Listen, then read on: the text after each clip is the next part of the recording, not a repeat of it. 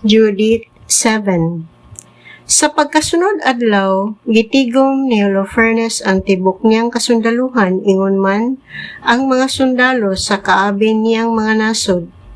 Kadto maoy usa kadako kayong pundok sa kasundaluhan nga nagsakop sa 170,000 kasundalong naglakaw o 12,000 ka nagkabayo. Wala pay labot sa nagpaluyo sa mga tropa nga atiman sa kahimanan. Gisugo sila ni Holofernes sa pagsulong sa Betulia, pag-ali sa mga agianan sa kabukiran o sa pag-atake sa mga Israelita. Busa nang gula sila o nagkampo sa tampi sa tubo didto sa walog duol sa Betulia.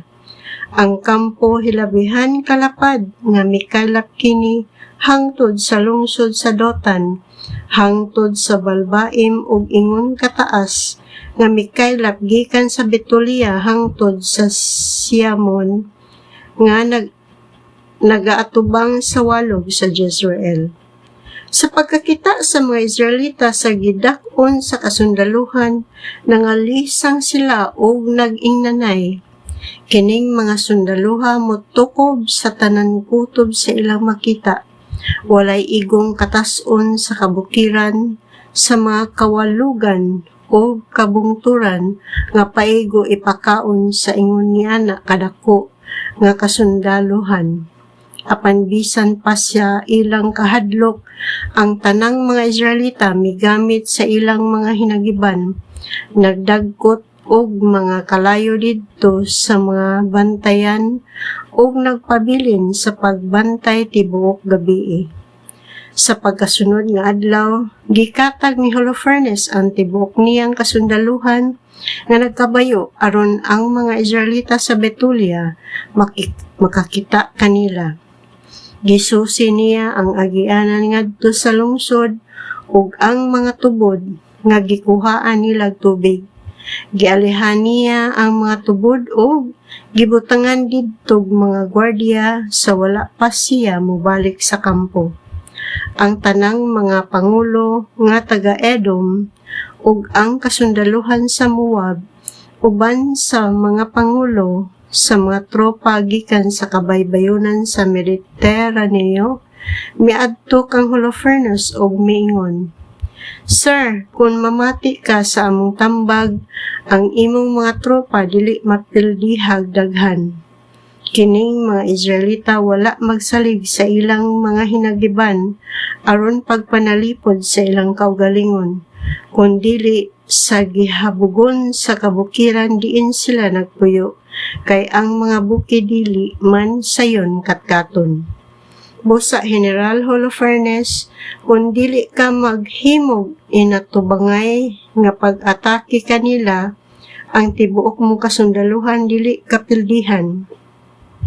Pabilin sa imong kampo o ayaw palakta ang imong mga sundalo sa ilang kampo. Sugua lamang ang imong mga tao pagsampong sa mga tubod nga anaa sa tiilan sa mga bukid. Kay anha diha magkalus sa ilang tubig ang mga tao sa Betulia.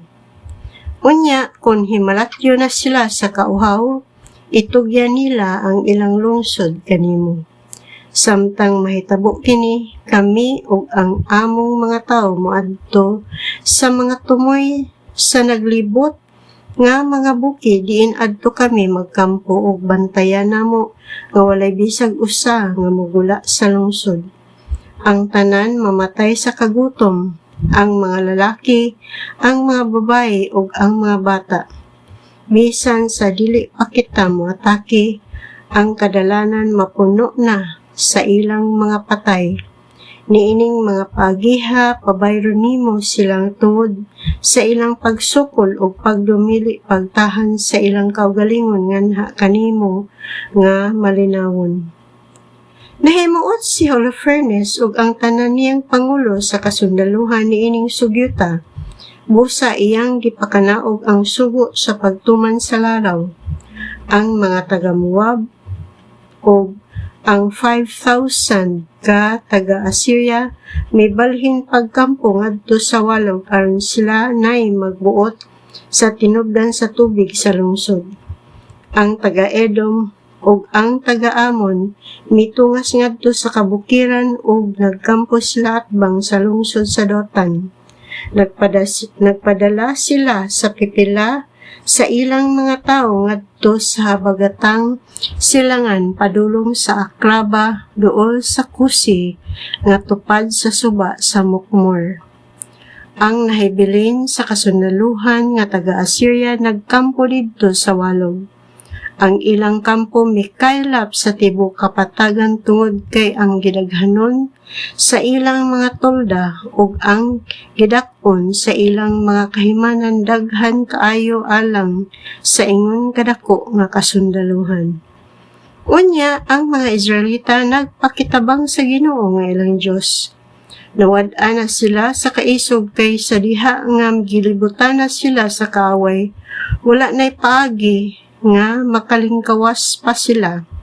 Ang tibuok kasundaluhan sa Assyria, ang naglakaw, ang nagsakay, ug karwahe, ug ang nagkabayo, nag-ali sa Betulia, sulod sa 34 kaadlaw hangtod nga nahutdag tubig ang lungsod.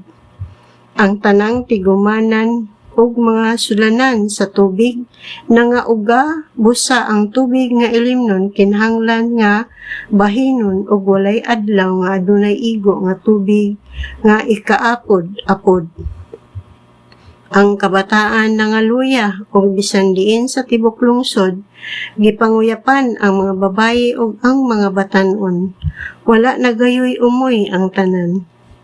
Ang tanang mga tao sa lungsod, ang mga lalaki, ang mga babae, ingon man ang mga bata, mialirong kang Uzias o sa mga kadag-ukuan sa lungsod o naninggit sila sa pagtutol. Ang Diyos magsilot kanimo tungod sa imong gibuhat kanamo. Ikaw ang pasanginlan sa nang hitabo tungod kay wala ikaw makigdait sa mga taga-Assyria.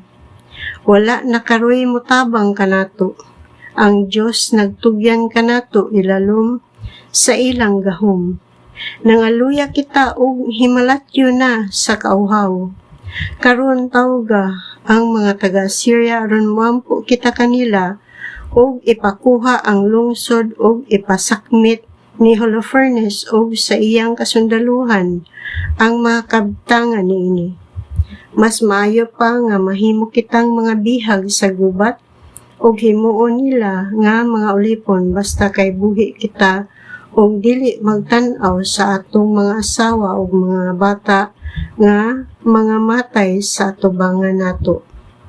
Ang langit o ang yuta nga mga saksi batok kanimo ingon man ang atong Dios ang Ginoo sa atong katigulangan nga nagsilot kanato tungod sa ilang mga sala ug sa ato usab makalaom lamang kita ug makaampo nga dili unta siya mutugot nga kining makalilisang nga mga butang mudangat kanato karong adlaw.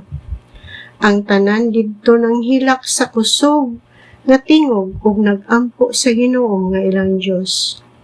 Unya si Uzias mingon kanila, "Ayawad ang inyong paglaom mga igsoon ko. Maghulat kita og dugang 5 ka adlaw aron tan-awon ta kon ang Ginoo nga atong Dios maluoy ba kanato. Sa walay duha-duha dili gayud siya mobiya kanato sa hingpit. Apan kun walay moabot nga hinabang human sa 5 ka adlaw, buhaton ko ang inyong gisulti."